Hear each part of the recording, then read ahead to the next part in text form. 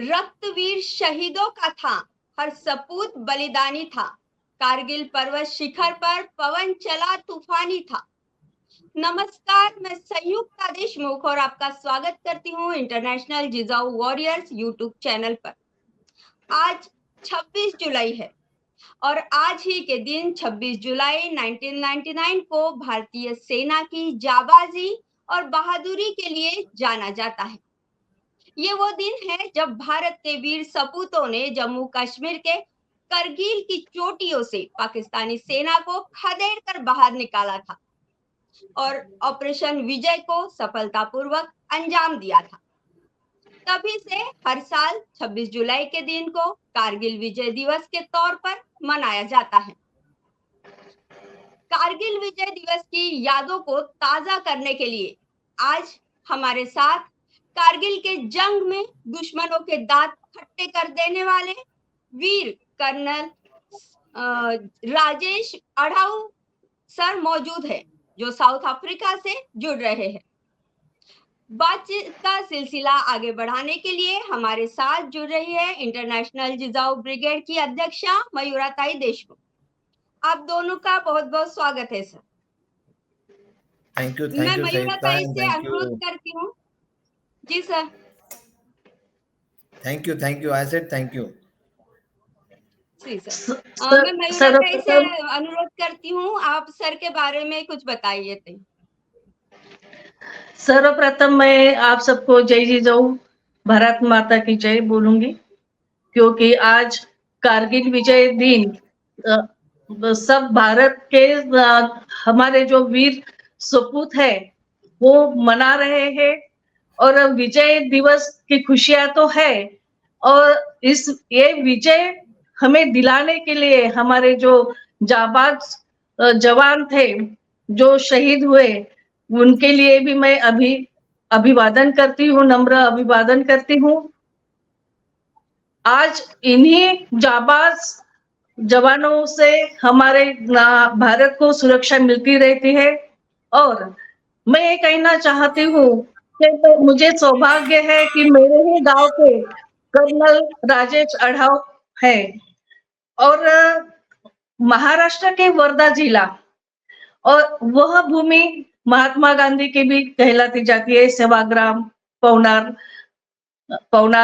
विनोबा भावे का।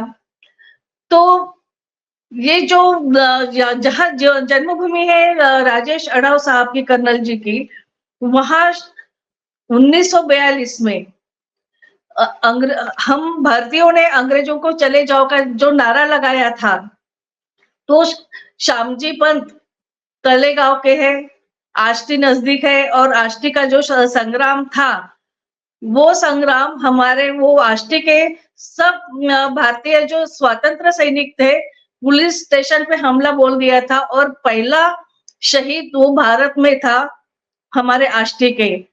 ये सब कहानियां हमारे पिताजी बताते थे, क्योंकि वो भी स्वतंत्र सैनिक थे। वो भूमि ही स्वतंत्र वीरों की है और वहीं से हमारे कर्नल राजेश अढ़ाऊ है। और जब इन्होंने डॉक्टरी की, सब तरफ चर्चा रहती थी कि बहुत होनहार लड़का है, अच्छा सर्विस देता है, अच्छा स्वभाव है। बाद में वो अभी आर्मी में ज्वाइन जब हुए तो उन्हें हमेशा ऐसा लगता था कि देश की सेवा हमने करनी चाहिए करके। तो वो बाद में आर्मी में जब सेवा दल उनका जो था उनके दिमाग में भी था और कॉलेज में भी उन्होंने ज्वाइन किया था, तब उन्होंने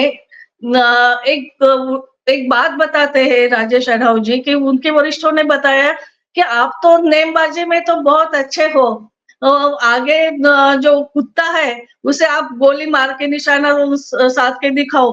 तो बोले नहीं नहीं नहीं, मैं ऐसा नहीं कर सकता हूँ, क्योंकि हम जान लेते नहीं, जान बचाते हैं करके।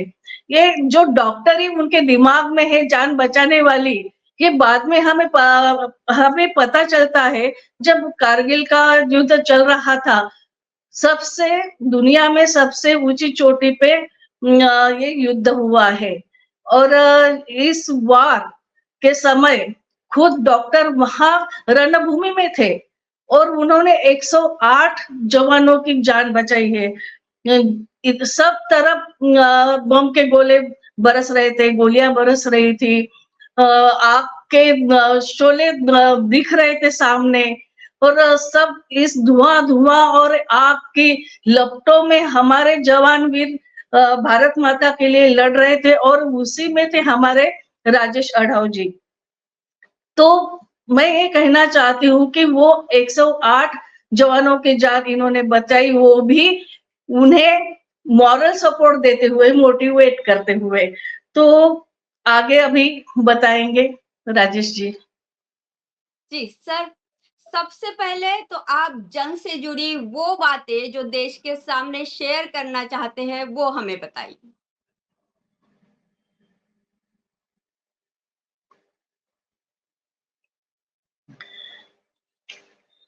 सर म्यूट है, सर आप म्यूट है।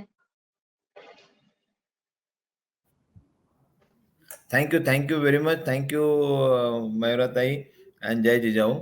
एंड मैं बहुत भाग्यशाली हूँ कि मुझे उस लड़ाई में उस बटालियन के साथ काम करने का मौका मिला, उन जवानों की सेवा करने का मौका मिला जो जवान वहाँ पे अपना खून पसीना एक करके लड़ रहे थे अपनी भारत देश को बचाने के लिए या अपना रक्षण करने के लिए।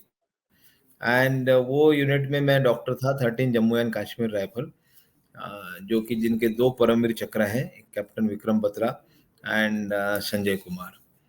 सो लड़ाई में आप मुझे पूछेंगे तो बहुत सारी चीजें हैं। मैं अभी भी 25 ईयर्स हो गए पूरे लड़ाई को, एंड मुझे कभी ऐसा लगता ही नहीं कि लड़ाई, मुझे लगता है कि अरे लड़ाई को 25 साल हो गए। मेरे लड़ाई की हर एक एक चीज जो मेरे जवानों के साथ मैंने पूरे 56 डेज बताए, वो अभी भी उतनी ही जिंदा है जितने ऐसे लगता है कि ये तो कल का दिन था।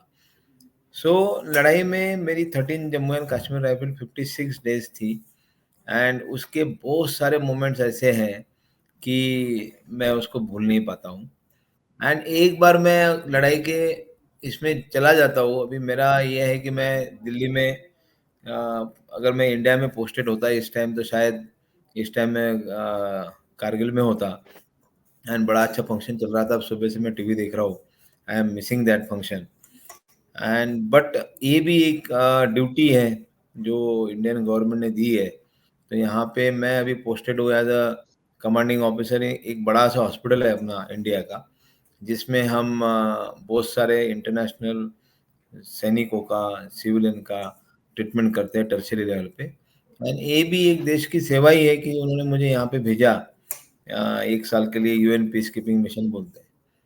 सो अभी मैं कहाँ से शुरुआत करूँ, मतलब आप क्या हाँ, मैं ये बोलना चाहूंगी राजेश जी, जब आपको पता चला, फोर्स को इंफॉर्मेशन जब आई, तो तब आप क्या कर रहे थे, आप सब आपकी टीम वगैरह क्या कर रही थी, और जब इसके पहले क्या हुआ था, कुछ सिचुएशन हुई थी शायद पाकिस्तान की तरफ से, और जब आप वार के लिए खुद निकल रहे थे, तो सबसे पहले आपने किसको फोन किया था? नहीं, क्या होता है कि जब भी इन्फेंट्री रोज ट्रेनिंग करती है अपना, मैं उन दिनों श्रीनगर के पास एक सोपुर नाम का गांव है, वहां पे पोस्टेड था, सेम 13 जम्मू एंड कश्मीर के साथ। एंड हर रोज जो यूनिट ट्रेन होती है, हर रोज जो ट्रेनिंग इन्फेंट्री यूनिट या एनी यूनिट काम करती है, वो इस पे करती है कि कल लड़ाई हो जाए। तो मतलब हम हमेशा रेडी रहते हैं, एवर रेडी। एंड उसी में एक इंफॉर्मेशन आती है कि लड़ाई होगी। सो उस टाइम एज ए डॉक्टर मुझे तो ये लगा था कि ये तो इनका रोज का ही है, रोज ही बोलते हैं कि भाई इतना तैयार होना चाहिए जवान की कल लड़ाई हो तो आप लड़ाई कर सके। तो जब इंफॉर्मेशन आई तो हमने प्रिपरेशन करना चालू कर दिया। एज अ डॉक्टर मेरा पार्ट, मैंने प्रिपरेशन चालू कर दिया कि मैंने बैटल फील्ड नर्सिंग असिस्टेंट उनको ट्रेन किया। लोगों को मैंने बताया कि भाई इंजरी को कैसे बचाया जा सकता है, कैसा ब्लीडिंग रोका जा सकता है। एंड जब जाने का टाइम आया, तो हमारे कमांडिंग ऑफिसर थे कर्नल जसबीर सिंह, उन्होंने एक बड़ा अच्छा सा सैनिक सम्मेलन होता है हमारा एक, तो लोगों को 1-2 दिन पहले वो बताते हैं। तो उन्होंने इतना मोटिवेशनल पर लेक्चर दिया कि उन्होंने बताया था, बोला था कि अभी ये टाइम है, दिस इज द टाइम, कि अगर लड़ाई ये है, हो रही है और हमें उसमें पार्ट लेने का मौका मिला है, तो मुझे पूरा विश्वास है कि आप लोग हमारे यूनिट की हिस्ट्री चेंज कर दोगे। जब भी लड़ाई खत्म होगी 13 जाग का नाम गोल्डन अक्षरों में लिखा जाएगा। ये उन्होंने बहुत सारे ऐसे मोटिवेशनल पर लेक्चर दिया, उन्हें 1-1.5 घंटा। एंड लास्ट में नियम भी होता है और लास्ट में वो पूछते भी है कि भाई और किसी को कुछ बोलना है क्या, any point you want to add. तो सबने मना कर दिया, तो मैंने हाथ ऊपर किया, मैंने बोला यस मैं कुछ बोलना चाहता हूँ। तो उन्होंने बोला बोलो। तो उनका इतना मोटिवेशनल पर लेक्चर देख के मैंने भी जवानों को मोटिवेट करने के लिए मैंने उनको जवानों को बोला कि भाई आप लड़ते रहना, आप घबराना नहीं किसी चीज के लिए, चाहे आपके सर में गोली लगे, चाहे आपके पेट में गोली लगे, चाहे आपका पैर उड़ जाए, आपने सिर्फ एक काम करना है कि जब तक मैं आपको टच ना करूं तब तक आपके प्राण बचा के रखना। एक बार मैं आ गया तो आप मुझे प्राण दे देना, मैं आपको मरने नहीं दूंगा और इसके लिए मैं आप ही के पास रहूंगा। जहां आपको गोली लगेगी उसी जगह मैं आपको ट्रीटमेंट करूंगा और ये मेरा वादा है। सो जब हम लड़ाई में जा रहे थे फिर, जब 2-3 दिन बाद, तो पहले मुझे ऐसे लगा था कि मैं एम्बुलेंस में रहूंगा, एम्बुलेंस में कैजुअलिटी लेके आऊंगा, उनको बचाऊंगा। बट जब मैं जोजिला जो टने वो जगह है जोजिला पास, जब मैं वो पार कर रहा था तो तब मैंने पूछा कि भाई हमने लड़ाई ये पहाड़ी में करनी है। तो बोला हाँ सर, दुश्मन तो पहाड़ी के ऊपर बैठे हुए हैं। देन आई डिसाइडेड कि नहीं, क्योंकि वहाँ पहाड़ी में डॉक्टर बहुत नीचे होता है, इतने ऊपर डॉक्टर जाता नहीं है। एंड मैंने ये बोला कि अगर 16-17 घंटे चढ़ने के लग रहे है ना, 8-9 घंटे अगर पेशेंट आएगा नहीं नीचे तक, तो वो जो मैंने बोला है उसका कोई फायदा नहीं है। देन आई वॉलंटियर एंड मैं आगे गया था यूनिट के साथ, जहाँ लड़ाई होती थी उसी का मैं एक पार्ट होता था। एंड मेरा नसीब ऐसा है कि मैंने इतने सारे लोग जहाँ पे उनको लगा है उसी जगह मैंने उनको ट्रीट किया है। एंड उनका विश्वास जो मेरे ऊपर था, मैंने क्या किया मुझे पता नहीं, बट उनका जो मेरे ऊपर जो विश्वास था उसकी वजह से आज भी सारे के सारे लोग हैं। जी आपके पिताजी और मम्मी, इनकी तब कुछ आपने पहला पर उनको किया था क्या निकलते समय वॉर को, और उनके नहीं, बारे मैं में आज कुछ वहाँ बताना चाहेंगे? मेरे मेरे मदर फादर तलेगांव में ही थे। एंड यस मैं रोज मदर फादर से बात करता था। एंड उन दिनों भी मैंने फोन से ज्यादा, वो एसटीडी पीसीओ बूथ से ज्यादा मैं लेटर लिखता था घर में। एंड हमारा वो इनलैंड लेटर आता था नीले कलर का, फौजी का। एंड उसमें मैं लेटर लिखता था, तो उसमें मैंने मदर को लिखा हुआ है कि मैं लड़ाई में जा रहा हूँ एंड तू चिंता मत करना कि उन लोगों को बचाने जा रहा हूँ मैं कि जो अपने देश को बचाएंगे। तो ये मुझे गारंटी है कि मैं बच के आ जाऊंगा, तू चिंता मत कर। सो ये मैंने उनको बताया और उनको मैंने ये भी बताया था कि मैंने बोला देख, फौजी ऐसा है अकेला प्रोफेशन, अभी तो बहुत सारा पता नहीं डायलूट हुआ नहीं हुआ, बट पहले ऐसे था जब मैंने ज्वाइन किया। उन दिनों बोलते थे कि अगर फौजी की डेथ होती है तो उसी को तिरंगा लपेट के उसकी बॉडी घर में आती है, बाकी किसी को वो सम्मान नहीं मिलता है, मतलब राष्ट्रपति पंतप्रधान छोड़ के। सो मैंने मदर को वही लेटर में वही लिखा था कि मतलब चिंता मत कर, है ना, ये तो एक तिरंगा एक तो वहां फड़काएंगे हमारे 13 जाके जवान, और मतलब कुछ हो जाता है मुझे भी तो हम तिरंगे में घर आएंगे, लेकिन तिरंगा तो पक्का आएगा। सो ये मैं लेटर लिख के मदर को बताया था कि मैं जा रहा हूँ। उसके बाद जब बहुत दिनों बाद नियर अबाउट, क्योंकि वहां पे कोई कम्युनिकेशन था नहीं आफ्टर, जब हमने मई में स्टार्ट किया, तो मैंने एक मम्मी को फोन किया, मेरे मदर को, फ्रॉम तोलोलिंग टॉप, वहां पे हमारे पास सैटेलाइट फोन आए थे। तो 0.514 जीतने के बाद I think 28 June, 21 June precisely, मैंने फ़ोन किया वहाँ से। मेरे मदर ने फ़ोन नहीं उठाया, मेरे घर में फ़ोन नहीं उठाया, पहले वो रिंग वाला फ़ोन होता था। एंड दूसरा फ़ोन मैंने वही आपके जीजा ब्रिगेड में ही है, योगिता देशमुख, उनके मदर को किया। क्योंकि वो आंटी मुझे बड़ा प्यार करती थी एंड मेरे पास वही नंबर था जो याद था। तो मैंने उनको फ़ोन किया, फिर उन्होंने फ़ोन उठाया। फिर मैंने बताया कि भई मेरे घर में भी बता देना कि अभी फ़ोन लगेगा, नहीं लगेगा पता नहीं, बट मैं सुखरूप हूँ, इसमें कोई चिंता करने की कोई बात नहीं है। तो अभी दोनों भी तलेगाँव में हैं, आज उनको नागपुर में बुलाया हुआ है फंक्शन के लिए and I am also proud and they are also proud. Param Vir Chakra प्राप्त विक्रम बत्रा जी, अम, तो आपके आखिरी बात और कब साथ साथ थे आप, उनके बारे में आप क्या बताना चाहेंगे? क्योंकि उनके बारे में पिक्चर भी निकली हुई है, बहुत भावुक हो जाते हैं हम सब जब सुनते हैं देखते हैं तो। और उनके साथ के मुझे लगता है major Gurpreet Singh, captain Sanju, Y K Joshi साहब, मेजर विकास वोरा और उनके सहकारी, इनके बारे में आप कुछ बताइए, और विक्रम बत्रा जी के बारे में।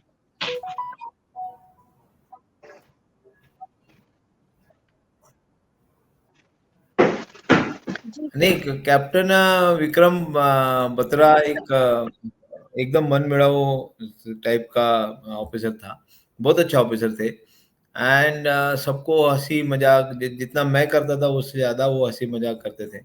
हमने जब सबसे पहले फोटो एक खींची है गुमरी में, तो विक्रम बोल रहा था कि विक्रम से अजय जसरोटिया बोल रहा था कि सर पता नहीं ये फोटो में से कितने लोग हम वापस आएंगे, लड़ाई से नहीं आएंगे, चलो एक फ़ोटो खींच लेते हैं।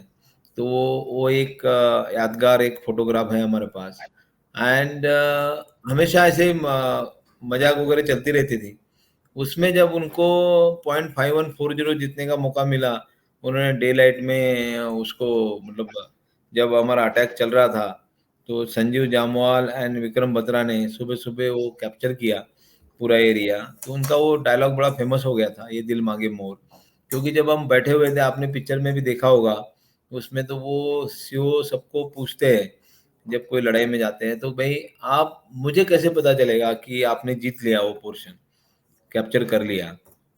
सो कंपनी कमांडर जो होते हैं, वो अपना सक्सेस सिग्नल बताते हैं कि सर अगर मैंने ये बोला वहाँ से आपको फ़ोन पे, तो समझ लेना कि हम जीत गए। अगर मैंने ये नहीं बोला तो समझ लेना कि हम नहीं जीते हैं। तो इसलिए जब इनको पूछा था दोनों को, तो विक्रम बत्रा ने बोला था कि मैं ये बोलूँगा ये दिल मांगे मोर। तो उनको पूछा था भाई क्यों ऐसे क्यों? तो बोला सर एक कैप्चर करूँगा फिर और दूसरी पहाड़ी कैप्चर करूँगा, तो मैं बोलूँगा ये दिल मांगे मोर, तो आप समझ लेना कि हमने जो टास्क दिया हुआ है वो कंप्लीट हो गया। तो उनका वो डायलॉग बड़ा फेमस हुआ है। उस लड़ाई के दौरान हमारी एक ही कैजुअल्टी हुई है एंड रात को जब लड़ाई चल रही थी, बहुत सारे गोले बरस रहे थे, तो अचानक जहाँ से मैं जा रहा था तो एक का मतलब चिल्लाने की आवाज़ आई, तो मैं गया उनके पास, तो उसका हाथ नी जॉइंट से टूट गया था नियर अबाउट स्प्लिंटर से। ब्लीडिंग हो रहा था बहुत ज़्यादा एंड उन दिनों वहाँ पे रात में जब लड़ाई होती है तो आप उसमें आग नहीं जला सकते एंड 17,000 फीट के ऊपर आप आपका आईवी लाइन एकदम हार्ड हो जाती है क्योंकि फ्रीजिंग टेम्परेचर होता है। आईवी जो आप सलाइन लगाते हो वो बहुत ठंडा हो जाता है, तो उसको गर्म करना होता है एंड वो गर्म करने के लिए हमारे पास एक छोटा-सा स्टोव होता है एंड छोटा-सा उसके ऊपर एक बर्तन रखते हैं हम, जितना वो आईवी लाइन गर्म हो जाए। एंड ये करते हुए मेरे बॉस ने मुझे बताया कि मतलब राजेश लाइट नहीं दिखनी चाहिए, है ना? तो उसको बचाना भी ज़रूरी है, लाइट भी नहीं दिखनी है। तो हमने हमारा जो कोट पर का होता है ऊपर एक पहनने के लिए, वो हमने एक 2-3 स्टोन के ऊपर डाल के नीचे आग जला के उसमें उसको गरम करके उसको सलाइन वगैरह दिया। तो वो बार-बार यही पूछ रहा था कि मुझे ये बताओ कि मेरा हाथ बचेगा कि नहीं बचेगा? तो ऑब्वियसली तो मैं डॉक्टर था तो मैंने बोला नहीं, नहीं यार तेरे हाथ को कुछ नहीं होगा, बहुत अच्छा हाथ है तेरा। सुबह तक हमें पता लग गया था हम जीत गए हैं। फिर सुबह हमने उसको मैंने हेलीकॉप्टर से इवैक्यूएट किया एंड जब वो मुझे मिला बाद में, वो बोलता है कि सर आपने क्यों बोला मेरा हाथ बचेगा? क्योंकि मुझे पता था कि उसका हाथ बचेगा नहीं, पूरा टूट गया था। मेरे एल्बो से निकल ही गया था। सो मैंने बोला क्यों? तो बोला सर ये मेरा प्राण था हाथ, अगर आप मुझे बताते लड़ाई में कि मेरा हाथ नहीं बचेगा तो बोलता मैंने जिंदा ही नहीं रहना था। सो आज उसकी एकेडमी है मंडी में बड़ी अच्छी सी, वो हमारा बेस्ट बास्केटबॉल प्लेयर था, बेस्ट था, नंबर वन। एंड इसलिए वो ऐसा बोल रहा था कि मेरा हाथ तो मेरा प्राण था, आपने अगर मुझे बोलते तो मैं प्राण छोड़ देता वहां पे। तो ऐसे बहुत सारे जब कैजुअलिटीज आप ट्रीट करते हैं वहां पे, जैसे उसी लड़ाई की एक बात मुझे याद है कि एक आरएल गन होती है, आरएल गन में दो बंदे होते हैं, एक उसको फायर करता है एम लेके, और एक इसमें उसमें बॉम्ब भरता है पीछे से, नंबर टू। तो नंबर वन नंबर टू, तो नंबर टू ने नंबर वन को बोला कि उसने दो गोले मार दिए थे, तो उसने बोला नहीं अब तू मार मत, स्नाइपर आगे बैठा हुआ है उसने तेरे को देख लिया। इसने बोला अभी मैंने भी उसको देखा है, जब मैं दूसरा गोला मार रहा था तो मैंने भी उसको देखा है, अभी तीसरा गोला वो मरेगा, मतलब मेरा वहीं पे लगेगा। तो भी नंबर टू बोल रहा था कि मत तू खड़ा मत हो, क्योंकि हम स्टोन के पीछे खड़ा होके एकदम से खड़ा होके बॉम्ब करते हैं और उसको फिर से झुकना होता है। तो उसने बोला नहीं नहीं तू भर बॉम्ब, बॉम्ब भरा उसने, जैसे बोला कि रेडी, जैसे वो खड़ा हो गया उसके सर के ऊपर यहाँ पे गोली लगी, उसका आधा ब्रेन हेलमेट में गिर गया। मैं पीछे था, मेरे पीछे बंदे मेरे पैर पकड़ के रखे हुए, बोला नहीं साहब आप नहीं जाओगे आगे, बहुत फायर हो रहा है। एंड वो बंदे का बोला कि नहीं उसके सर में गोली लगी है, बिल्कुल नहीं बचेगा सर वो। एंड पूरा मेरे वहाँ पे general Y K Joshi, that time colonel Y K Joshi, वो उनके कपड़े के ऊपर पूरे खून खून क्योंकि वहीं पे थे वो। एंड मैं थोड़ा सा पीछे था, है ना, उसके।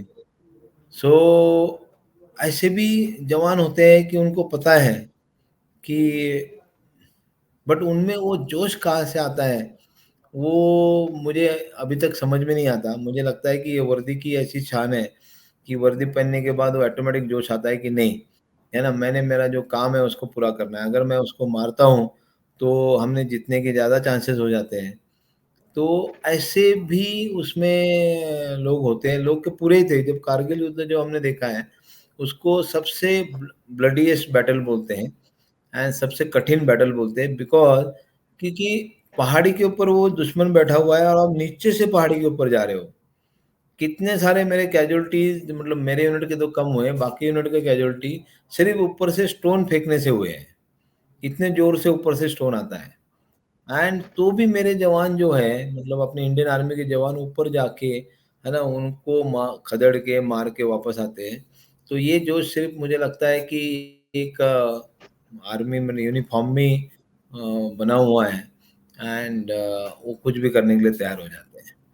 रही बात विक्रम की, तो जब .4875 जिसको भी विक्रम बत्रा टॉप बोलते हैं, वहां पे जब लड़ाई चल रही थी तो हमें 2 दिन तक एक पॉइंट पे दुश्मन ने रोक के रखा था, वो हमें एडवांस नहीं करने दे रहे थे। और जहां तक हमने बंकर में एडवांस किया था, उस बंकर में 2-3 अपने जवान थे, उसमें परमवीर चक्र संजय कुमार भी थे, एंड नवीन थे, कैप्टन नवीन नगप्पा। एंड ऐसे 2-3 जवान थे कि जिनको हम 2 दिन से वहीं पे खाना, मतलब रोटियां हम ऐसे फेंकते थे पूरियाँ उनके पास, जहाँ मैं 25 मीटर दूर था वो बंकर से, दूसरे लोग कई और 25 मीटर दूसरे स्टोन के पीछे। तो हम वहाँ पे थोड़ा अंदाज लेके पूरियाँ ऐसे 5-6 पूरियाँ एक साथ पकड़ के उनको फेंकते थे, ऐसे मिल गई तो मिल गई। तो 2 दिन ये हालत थी वहाँ पे। एंड इसीलिए ऐसे डिसाइड हुआ कि भाई उनको रिलीव करते, क्योंकि संजय को गोली लगी, 4 गोलियां लगी थी संजय संजय कुमार को, एंड उनको रिलीव करना है, क्योंकि मैं वहां से 25 मीटर पे नीचे था, मैं ऊपर जा नहीं सकता, कोई जा नहीं सकते, क्योंकि पाकिस्तानी ऊपर बैठे और बहुत फायर कर रहे थे, एंड मुझे मूवमेंट होने नहीं दे रहे थे। सो जब विक्रम ने बोला कि मैं लेके आता हूँ उनको, तो जब विक्रम जा रहा था ऊपर तो उसने 4 लोगों को मारा। एंड जब वो बंकर में पहुंचने ही वाला था तो एक ग्रेनेड ब्लास्ट हो गया नवीन के पैर के बीच में। एंड वो नवीन को निकालने के लिए जब विक्रम आगे गया तो विक्रम के तब तक और पाकिस्तानी ऊपर से आ गए थे जो इसने मारे थे। वहां पे सूबेदार रघुनाथ साहब थे, उन्होंने 2 पाकिस्तानी को मारा। परंतु ये करते करते हुआ यूं कि विक्रम बत्रा को भी चेस्ट में गोली लगी। उन्होंने बोला कि इन्होंने मुझे गोली मार दिया। एंड जैसे वो झुके बंकर में जाने के लिए या नवीन को ला रहे थे, तो उसमें क्या हुआ कि एक आरपीजी ब्लास्ट हुआ। आरपीजी गन होती है, आरटी शेल होता है, वो ब्लास्ट हुआ और उनकी पीठ उड़ गई पूरी की पूरी। तो he died on the spot. जब मेरे पास नवीन आया तो नवीन के दोनों पैर ऐसे लटक रहे थे। तो मैंने नवीन के दोनों पैर अच्छे से बांध दिए, अच्छा से ड्रेसिंग किया। एंड वो रो रहा था। तो आई सेड नवीन को कि भाई आप क्यों रो रहे हो, मैंने आपको इंजेक्शन दिया, ये दिया, आपके पैर बच जाएंगे। उसको हौसला अफजाई कर रहा था मैं। एंड आप चिंता मत करो, लाइक दैट। तो उसके भी पैर बड़े खराब कंडीशन में थे। एंड पूरा ड्रेसिंग करने के बाद जब उसको इवैक्यूएट करने के लिए मैंने ऑर्डर दिए, तब वो मुझे बताता है लास्ट में कि विक्रम इज नो मोर। तो मैं उसको छोड़ के भागने लगा फिर आगे जहाँ पे विक्रम था।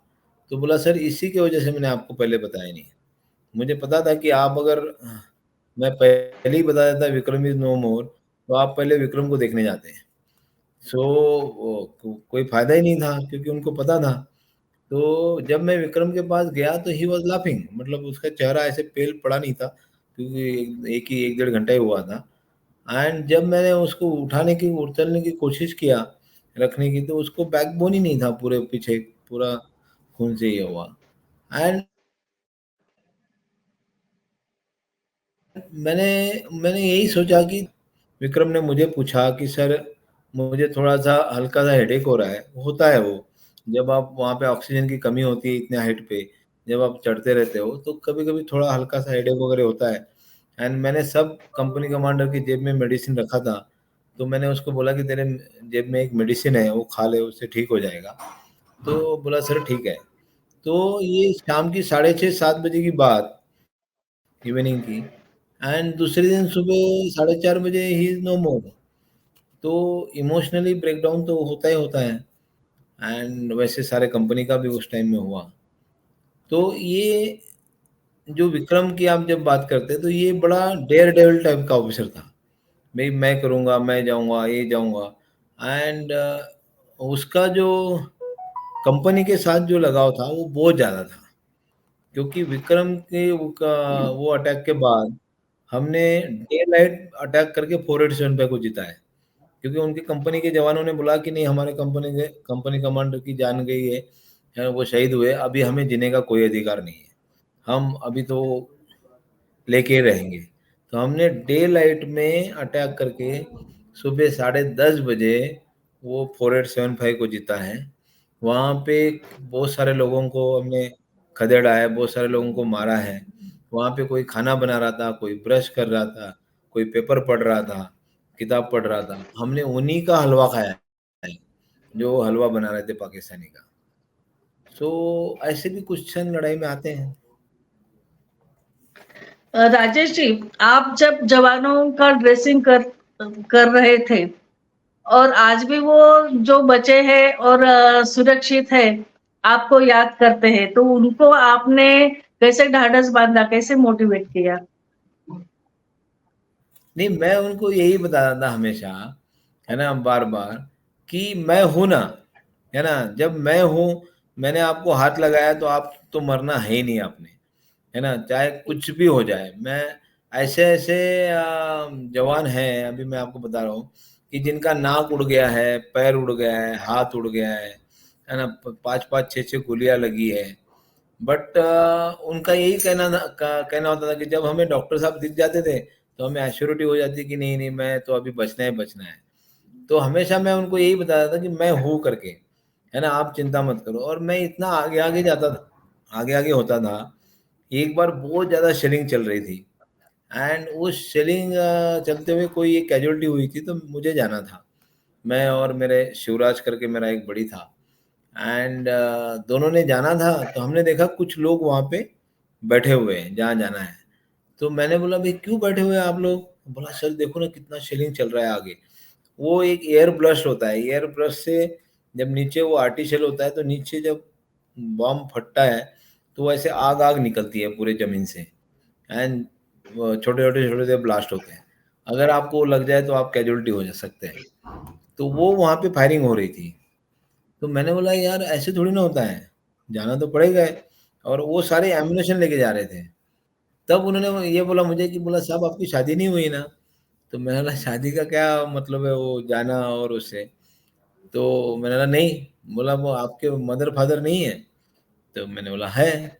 तो बोला आपकी उनको कोई चिंता नहीं है आपके मदर फादर की आपको? आप इतने आगे आगे आगे जाते रहते हो। तो मैंने उनको बताया कि नहीं भाई, मैंने उनको पूछा कि क्या आप भगवान को मानते हो? तो बोला हाँ। तो मैंने बोला तुमने कभी भगवान की चिंता किया है क्या? बोला नहीं, ये कौन सा क्वेश्चन है, भगवान की कौन चिंता करता है? तो मैंने बोला वैसे ही मेरे मदर फादर मेरे भगवान है, मैं उनकी चिंता नहीं करता, है ना? वो ठीक ठाक ही रहेंगे और मुझे भी कुछ होगा नहीं, आप चिंता। जब मैं भागने लगा, जैसे एक बार नीचे खाना बनता था सुबह 4 साढ़े 4 बजे, एंड हमें खाना मिलता था शाम को 5 साढ़े 5 बजे, क्योंकि दिन भर वो आता था और बहुत सारा शेलिंग वगैरह। तो एक बार खिचड़ी और दही आया था। तो दही में आपने देखा होगा कि ज्यादा देर रहने से उसके ऊपर वो येलो कलर आ जाता है, परत सी बन जाती है दही के ऊपर। एंड जब आया तो एक जवान मेरे पास लेके आया, बोला साहब ये खा सकते हैं क्या, ये दही को? तोलनिंग पे बैठे हुए थे हम। तो मैंने बोला चम्मच लाया कि तूने? तो हाँ चम्मच लेके आया था साथ में। तो मैंने 2 चम्मच खाए। मैंने बोला 10 मिनट वेट करना, अगर मुझे कुछ नहीं हुआ तो आप लोग खा सकते हैं। तो जैसे मैंने 2 चम्मच खाए, सारे जवानों ने बोला डॉक्टर साहब ने खाया ना, अभी हम खाएंगे। तो इस टाइप का थोड़ा सा उसमें अभी मुझे हंसी आती है कभी कभी। और उन दिनों भी मैं उनको हंसाने की कोशिश करता था लड़ाई में, क्योंकि लोग मुझे पूछते हैं कि भाई इतना सीरियस माहौल होता है क्या लड़ाई में, कि कोई बोले कि कल मुझे कोई पूछ रहा था कि ऐसा कोई था क्या कि जो जो बोले कि मैं वापस जाना चाहता हूँ घर में। तो ऐसा नहीं होता है। एक जवान को लूज मोशन वगैरह कुछ लगा था, तो मेरे पास मेरा बीएफए आया, एंड ही से कि सर बताओ ना, उसको बहुत ज़्यादा लूज मोशन लगे। तो मैंने बोला उसको ओआरएस दे दे। टैबलेट टैबलेट के नाम बताए 2 दिन। एंड उसको मैंने बोला जो, क्योंकि अटैक नहीं था दूसरे दिन भी, तो मैंने बोला उसको कहीं बाहर मत जाने दे, आराम दे दे। तो वो 15 मिनट बाद एकदम पसीना होते हुए आया मेरे पास। तो उसने बोला साहब सारी टैबलेट तो मिल गई, पर उसमें आराम नाम की तो टैबलेट ही नहीं है, वो कहाँ से दूँ मैं? तो ऐसे भी हम हंसी मजाक उसमें ऐसे हो जाता है। एंड मैं करता भी था। जैसे एक जवान था, उसको नियर अबाउट 30 से 40 स्प्लिंटर लगे थे उसके पीठ के ऊपर। एंड जब वो मेरे पास आया, तो हमने उसको पेट के बल लिटाया, क्योंकि पूरा का पूरा पीठ ब्लीडिंग से भरा हुआ था। तो मैंने एकदम से उसको ये बोला सबसे पहले कि मैंने बोला यार क्या बढ़िया तेरे को स्प्लिंटर लगे हैं, तेरा जो कोट पर का है एकदम छलनी जैसा हो गया है ना? मतलब dot dot dot dot dot dot. तो बोला साहब आपको मजाक सूझ रही है, पहले मुझे ट्रीट करो आप। तो मैंने उसके स्प्लिंटर कुछ निकाले, अभी भी उसके चेस्ट में 15 से 20 स्प्लिंटर अभी भी है, चेस्ट के अंदर है, जो लंग के अंदर वो निकाल नहीं सकते। जब आप एक्सरे निकालते हो तो बहुत अच्छा, अभी ऐसे लगता है कि चांदनी आ गई है, चांदनी है उसके ये लंग्स में। तो ऐसा भी मैं जब ट्रीटमेंट करता था, तो मेरा जैसे कंपनी अटैक पे जाती थी कोई भी, तो सबसे पहले मैं उनके पास जाके बोलता था, एक कंपनी कमांडर है, उनको ब्रीफ करता है कि करना क्या है, वो मोटिवेट करता है हर कंपनी कमांडर अपनी कंपनी को कि हमने जीत के कैसे आना है। दूसरा नंबर मेरा होता था, मैं बोलता था कि आप लड़ाई पे जाओ, है ना, मैं हूं ना आपके साथ साथ, है ना, आपने बिल्कुल नहीं डरना। सो फिर ब्लीडिंग कैसे स्टॉप करते हैं फिर से सिखाता था उनको, फिर से उनके साथ साथ लड़ाई में जाता था। तो ऑटोमेटिकली मुझे लगता है कि उनके उनका जो मेरे ऊपर विश्वास था, उसके वजह से वो आज भी जिंदा है। वैसे मैंने ऐसा कोई खास काम किया नहीं वहाँ पे, बट वही है कि लड़ाई में ये होता है कि उसका ब्लीडिंग एकदम ब्लड लॉस कम हो जाए, उसको प्रॉपरली एक एंटीबायोटिक मिले, एक पेन किलर मिले, एंड उसके साथ-साथ उसका मोटिवेशन बना रहे, है ना? उसको लगे कि भई मैं बच सकता हूँ, मैं हॉस्पिटल तक पहुँच सकता हूँ। अगर उसको ये इतना अगर शाश्वती मिल जाती है, गारंटी मिल जाती है, तो मुझे लगता है कि उसका हौसला ज़्यादा बढ़ जाता है। राजेश जी, सीज फायर की घोषणा के बाद आपके और आपके सहकारियों की क्या प्रतिक्रिया थी? नहीं, हम जब बैठे हुए थे, है ना? कल की बात है 25 जुलाई की, मुझे अभी भी याद है। एंड बहुत सारा मतयन में थे हम। एंड 25 तारीख को शाम को अचानक 4:30-5 बजे इतना फायरिंग होता है, इतना आर्टी शेलिंग का कि जबरदस्त। क्योंकि हमने एक टीवी लगाया था, टीवी उड़ गया, टेंट उड़ गए। हमें क्योंकि विसल बजती है, ट्रेंच में रहना होता है। मैं लेटर लिख रहा था रिवर बेड में, वहाँ एक रिवर बह रही थी, तो उसका रिवर बेड रेत होती है, नीचे से पानी जा रहा था, तो मैं रेत और उसके वहाँ पे जाके लेटर लिख रहा था एक, एंड डायरी लिख रहा था। तो इतना ज़्यादा शेलिंग स्टार्ट हो गया, तो हम विसल होने के बाद ट्रेंच में लेटना होता है। मैं वहीं पे लेट गया रिवर बेड में, क्योंकि जमीन ऊपर थी, रेत नीचे और नीचे पानी। तो आई थॉट कि अगर लगता भी है तो पानी में गिरेगा गोला, तो इधर लगने के चांसेस कम है। बाकी लोग यूनिट के ट्रेंच में चले गए। एंड ये करते हुए एक कैजुअलिटी हुई वहाँ पे, कि एक लड़का नया नया सा आया था, एंड उसने फायरिंग देखा नहीं था कभी। तो ही सेड कि नहीं, मुझे फायरिंग देखना है, कैसा आर्टी शेलिंग होती है, क्या होता है, कैसे बॉम्ब गोले होते हैं। एंड जैसे उसने अपना गर्दन ऊपर किया देखने के लिए, तो उसे एक आर्टी शेल आया और उसका सर मतलब आधा वो हेलमेट में पड़ा हुआ था। ये 25 तारीख कल की बात। हमने शाम को ही 6:30-7 बजे ही पूरा यूनिट वहाँ से मूव करके हम लेके गए मतयन में।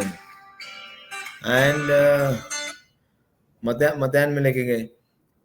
सो 26 को जब हम तैयारी कर रहे थे कैंप को, हमारा लेआउट ही चल रहा था। एंड उन दिन पता चला कि भाई आज डिक्लेयर हो गया कि हमने कारगिल विजय विजय पा लिया है विजय के ऊपर। एंड पाकिस्तान ने अपनी हार मान ली, एंड वो what ever the cease fire. तो माहौल तो था ही अच्छा, खुशी का ही माहौल था। हमने उस टाइम बोला था आप क्या करेंगे, अब नीचे जाना पड़ेगा ये। फिर उसके बाद बहुत सारे लोगों को आना चालू हो गया यूनिट में, कॉन्ग्रेचुलेशन ये, क्योंकि हमारे 13 जाग ने उतना काम किया था। तो जीओसी साहब और brigade commander, every VIPs, then reporter. तो खुशी तो थी, है ना, बहुत ज़्यादा। दुख इस बात का था कि हम जो खुशी मनाने के लिए हमारे साथ दो साथी नहीं थे, एक अजय जसरोटिया और विक्रम बत्रा। जो फोटो था, फोटो में दो की कमी थी। 14 मेरे वार डेथ हुए हैं, तो वो थोड़े से माइनस थे यूनिट में। तो एक मिक्स टाइप का माहौल होता है, बट ज़्यादा होता है खुशी ये होती है कि यस, कि अभी हमारा ज़्यादा नुकसान होगा नहीं, अभी नहीं होगा। जितना हुआ उसको थोड़ा पीछे छोड़ के खुशी तो उस टाइम होती है कि नहीं, अभी अभी चढ़ना नहीं पड़ेगा पहाड़ी, अभी फिर से वो बम गोले की आवाज़ वगैरह, अभी थोड़ा रिलैक्स हो जाएगा, छुट्टी मिलेगी घर जाने के लिए। तो खुशी तो होती है।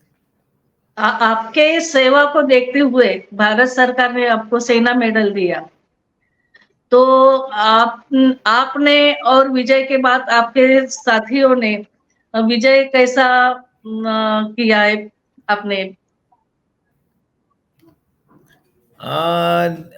मेडल के बारे में मुझे ऐसा कुछ खास ये नहीं था, पता नहीं था क्या मेडल होता है।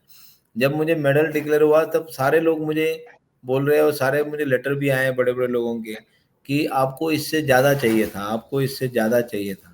तो अपने कारगिल आपने विशेष बोलते हैं। रणभूमि में जो भी सेवा दी है, आपको सेवा मेडल मिला है, और आपको सब कहते हैं कि रणभूमि के आप धन्वंतरी हो करके, और गर्व महसूस करते हैं हम नहीं सब लोग। नहीं, जी ये तो आप ताई लोगों का बड़कपन है, और मेरे मेरे जवानों का बड़कपन है कि वो इतना मुझे मेरे से प्यार करते हैं। बट मैं फिर से बार बार यही बताते रहता हूँ कि उनका जो मेरे प्रति विश्वास था, है ना, और उसके वजह से मैं वो काम कर पाया। एंड बिल्कुल मैं हमेशा यही बताता हूँ कि जब आप अच्छे मन से काम करते रहते हो, तो वो काम अच्छा ही होता है, आप पॉजिटिव एटीट्यूड से। जब मैं किसी पेशेंट को हाथ लगाता हूँ अभी भी, एंड उन दिनों भी, तो मेरे मन में एक ही भाव होता है कि ये ठीक हो जाए, चाहे जैसे मर्जी ठीक हो जाए। एंड वो ठीक हो जाते हैं। एंड पता नहीं कैसे ठीक हो जाते हैं, बट ठीक हो जाते हैं। तो मेरा मैक्सिमम अभी भी ये कहना है कि बहुत कम लोगों को वो सीवियर मेडिसिन और वो उसकी ज़रूरत होती है। पहले तो वो मेन ज़रूरत होती है कि उसके साथ बात करना चाहिए डॉक्टर ने अच्छे से, उसकी बात सुननी चाहिए। एंड उसकी बात सुनने के बाद आप डिसाइड करो उसको एक्चुअल मेडिसिन की ज़रूरत है कि उसको मेंटली आपको ट्रीट करना है, एंड पेशेंट ट्रीट हो जाते हैं। आप अभी अमरावती में भी आप पूछो, है ना, मेरे बारे में, तो वो यही बोलेंगे, मुझे बाबा बोलते हैं। मेरे बैच में भी मुझे बाबा बोलते थे लोग। अभी भी मैं किसी को बोलो कि फ़ोन करके मैं राजेश बोल रहा हूँ, तो वो पहचानते नहीं मुझे। उनको बोलना पड़ता है कि अबे मैं बाबा बोल रहा हूँ, तब जाके वो बोलते हैं कि अच्छा राजेश तू बोल। तो कॉलेज में भी मुझे उसी नाम से पुकारते थे। तो it is not like that, but main ये है कि आपको सुनना पड़ेगा, और उसके प्रति जब उसका विश्वास आपके ऊपर हो जाता है, तो आप कुछ भी मेडिसिन दे दो, वो ठीक हो जाता है पेशेंट। हाँ, आज जी भी सर, मुझे आप याद है अमरावती का ITI कॉलोनी में हम रहते थे, आप मिलने के लिए आए थे, और तभी भी स्टूडेंट आप थे, डॉक्टर की पढ़ाई कर रहे थे, तो पूरे कॉलोनी में आपको ऐसे अच्छा चाहते थे लोग, होनहार स्टूडेंट करके, अच्छा स्टूडेंट करके। नहीं, वो वही मैं बता रहा हूँ, जो मैं चवने अंकल के घर रहता था, और उनकी जो मदर थी, उनके मदर ने मुझे बोला था कि लेकिन मैं तेरा इंजेक्शन लेने के बाद ही मरूंगी। And when her time come last, तो शीशे की नहीं डॉक्टर तू यहीं पे रुकेगा। तो मैं तब आर्मी में ज्वाइन कर लिया था, मैं छुट्टी आया था, एंड शीशे की नहीं डॉक्टर तू यहीं पे रहेगा, मुझे इंजेक्शन दिए के बगैर नहीं जाएगा तू, क्योंकि मेरा अभी टाइम आ गया। सो वहाँ पे भी मैं ट्रीटमेंट जो ऐसे करता था, है ना, जितने सारे ओल्ड पीपल थे वहाँ पे, वो मुझे बड़े प्यार करते थे, एंड उनके ब्लेसिंग से ही मैं जो भी हूँ आज, है ना, वो उन्हीं के ब्लेसिंग से हो गए, मेरे मम्मी डैडी के ब्लेसिंग की वजह से ही हूँ मैं जो भी हूँ। जी सर। सर एक ये तो लास्ट आपका सवाल है अदम्य सर। साहस है। मैं बोलूंगी कि आप अभी कांगो से बोल रहे हैं, हम खुश नसीब है, आज विजय दिवस है कारगिल का। बहुत आपने टाइम दिया संयुक्ता। हाँ हाँ सर, एक एक लास्ट सवाल है। जिस समय आप कारगिल का युद्ध लड़ रहे थे और जो आज की भारतीय सेना की ताकत है, उन दोनों में आपको क्या अंतर नजर आता है? नहीं, क्या है कि जो जोश जवान में है, वो उन दिनों भी उतना ही जोश था, वो आज भी उतना ही जोश है। फर्क सिर्फ इतना है कि उन दिनों जहाँ पे हम पहाड़ी पे चढ़ रहे थे, कि हम नीचे से लेके टॉप तक जाने में हमें 17 घंटे लग रहे थे, 15 घंटे, 15 to 17 आवर्स लग रहे थे। आज वो 8 घंटे 7 घंटे में आप पहुंच जाते हैं, क्योंकि वहां तक अभी रोड वगैरह बन गई है, क्योंकि पहले वहां तक रोड नहीं थी। एंड वैसे ओवरऑल अगर आप स्ट्रक्चर देखो आर्मी का, तो उसमें कोई ज़्यादा चेंजेस नहीं आते, क्योंकि लड़ाई जब भी वो जो कुरिकुलम बना हुआ है, जो सिखलाई बनी हुई है कि डिसिप्लिन आपका जो भी हम सीखते हैं, एंड उसमें जो हमारा ट्रेनिंग होता है, वो ट्रेनिंग उसी टाइप का है जो पहले होता था, अभी भी वैसे ही होता है, उतना ही स्ट्रिक्ट ट्रेनिंग है, एंड उतना ही ज़्यादा मोटिवेशन जवानों में आज भी है जितना उस टाइम में था। रही बात एकदम बड़े लेवल की, है ना, कि भाई सोफिस्टिकेटेड इक्विपमेंट है ना, उसमें तो जैसे जैसे आप आगे चलते रहते हो, एडवांस होते रहता है, तो उसमें आर्मी में भी एडवांसेस होते रहते हैं कि पहले रडार कहाँ पे था, वो था, तो दिस टाइप जैसे एडवांस टेक्नोलॉजी होती है, तो उतना एडवांस इक्विपमेंट आर्मी में आते हैं, उतने एडवांस हम आगे जाते हैं, है ना। पहले हम एक मोटा सा लेदर का जैकेट पहनते थे, डॉन जैकेट बोलते थे उसको। अब वो छोटे टेक्नोलॉजी आ गई कि आपको छोटे से जो कपड़े आप पहनोगे, हल्का कपड़ा रहेगा, तो ऑटोमेटिकली आपका भार कम हो जाता है। तो as technology progresses, army also progress like that. जी सर। ओके सर, आपने इस चर्चा में भाग लिया और हमारे साथ अपने स्मृतियों को ताजा किया, जो देश के लिए गर्व का विषय है। मयूरताई, आपने भी कारगिल विजय दिवस पर के बारे में विस्तृत चर्चा की। आप दोनों मेहमानों का बहुत बहुत शुक्रिया, धन्यवाद। जय थैंक हिंद, यू, जय भारत, जय हिंद। थैंक यू सही। जय हिंद, जय हिंद, थैंक जय you Hind. So much sir, thank you so much.